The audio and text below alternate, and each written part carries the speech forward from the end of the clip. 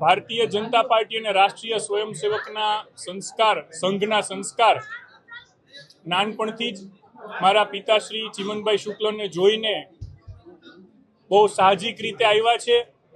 આ તકે આ જવાબદારી પક્ષે મને આપી છે એ માટે મારા માતા પિતાને સ્મરણ કરીને તેમના ચરણમાં વંદન કરું છું। અન્ય ગુજરાતના પનોતા પુત્ર સ્વર્ગીય વિજયભાઈ અને અંજલિબેનને પણ આ તકે ખાસ યાદ કરીને એમના સ્નેહની અપેક્ષા સાથે આ જવાબદારી હું ઉપાડીશ।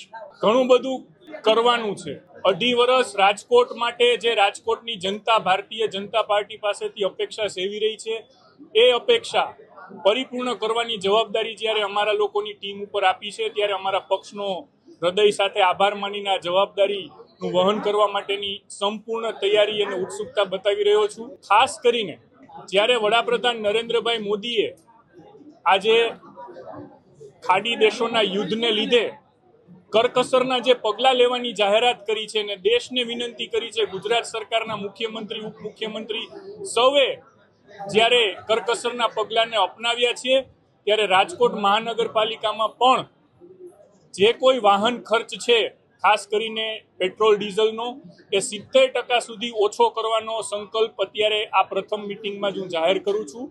અને કોઈ લાંબો સમય અમારે પસાર નથી કરવો। હમણાં જ અત્યારે જ સ્ટેન્ડિંગ કમિટીની મિટિંગ પતે એટલે રાજકોટના કમિશનર સહિત સૌ ઓફિસરોની મિટિંગ બોલાવેલ છે।